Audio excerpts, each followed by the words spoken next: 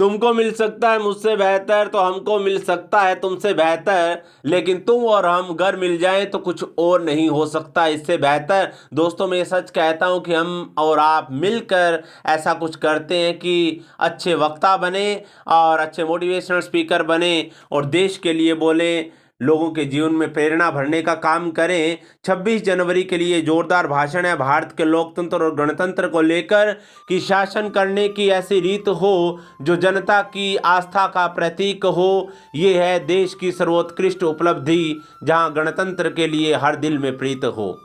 सबसे पहले आप सभी को 74वें गणतंत्र दिवस की हार्दिक शुभकामनाएं। गणतंत्र के इस पावन मंच पर उपस्थित आदरणीय मुख्य अतिथि एवं सभी श्रोताओं का अभिनंदन करता हूं। भारतवर्ष को लोकतंत्रात्मक गणराज्य बनाने के लिए जिन विभूतियों ने अपना त्याग और समर्पण किया, आज उनको याद करने का दिन है। उनके सपनों के राष्ट्र निर्माण के संकल्प का दिन है। मगर आपके साथ एक बात करना चाहूँगा कि क्या देश का तकनीकी और आर्थिक विकास ही सब कुछ है? हो सकता है कुछ लोगों के मन में हो कि बस आर्थिक रूप से सुदृढ़ होना ही काफ़ी है। ये भी ठीक है कि राष्ट्रीय स्तर पर हमारा आर्थिक विकास हुआ है, मगर क्या देश में आज आर्थिक समता है? अगर हम आदिवासी लोगों के बीच में जाकर देखें तो हमें लगेगा कि इन लोगों को आज भी आज़ादी नहीं मिली। दुख का दरिया शर्म का समंदर होता है। दुख का दरिया शर्म का समंदर होता है। सबसे खौफनाक भूख का मंजर होता है जब देश में कानून व्यवस्था सुविधाएं सबको समान रूप से ना मिले, तो ऐसी स्वतंत्रता वंचित के किसी काम की नहीं है। संविधान के अनुसार लोकतंत्र में हर व्यक्ति को समान अधिकार दिए गए हैं, मगर बाबा साहब ने एक बात कही है कि आर्थिक समानता के बिना राजनीतिक स्वतंत्रता एक भ्रम है। सच में कहा जाए तो आज आर्थिक समता नहीं है। कहीं ना कहीं हमने अपने गणतंत्र की मर्यादा को भुला दिया है। आज हम शिक्षित होकर भी ऐसे लोगों को कुर्सी पर बिठा देते हैं जो जन कल्याण के नाम पर लूट मचाने का काम करते हैं। सियासत खरीद फरोख्त का बाजार हो रहा है। जनता के हितों से खिलवाड़ हो रहा है। जागो भारत के युवाओं, जागृति पैदा करो। भारत का लोकतंत्र तार तार हो रहा है।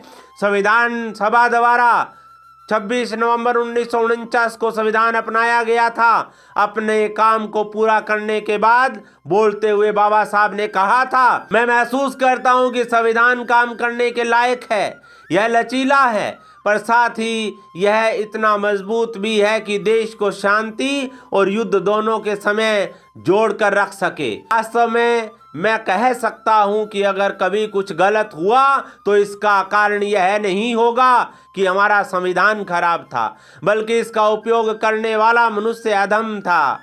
बाबा साहब की कही हुई बात आज सच साबित हो रही है कि हमने अपनी मनुष्यता खो दी है।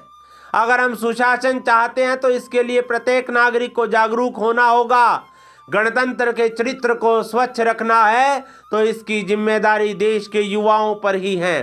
देश के पढ़े लिखे युवाओं को किसी का पिछलग्गू न बनकर अपने सामर्थ्य पर विश्वास करना होगा। जब भारत के हर नागरिक की मानसिकता और सोच स्वच्छ होगी, तभी हमारा गणतंत्र का चरित्र उज्जवल रहेगा। इसलिए आओ हम मिलकर ऐसा संकल्प लें जिसमें संविधान का पालन हो, मानवता की सेवा हो। इन्हीं शब्दों के साथ पुनः आप सभी को गणतंत्र दिवस की हार्दिक शुभकामनाएं और आभार प्रकट करता हूं जो आपने मेरे विचारों को सुना। जय हिंद, जय भारत। दोस्तों, आप जोश जगा देंगे अगर इस आवाज़ में, जोरदार आवाज़ में प्रैक्टिस करेंगे तो आपका भाषण बहुत अच्छा होगा। बने रहिए स्वामी जी यूट्यूब चैनल पर। और अगर आपको किसी भाषण की मंच संचालन की स्क्रिप्ट चाहिए या मंच पर बोलना सीखना हो तो दिए गए मोबाइल नंबर पर संपर्क करें। धन्यवाद।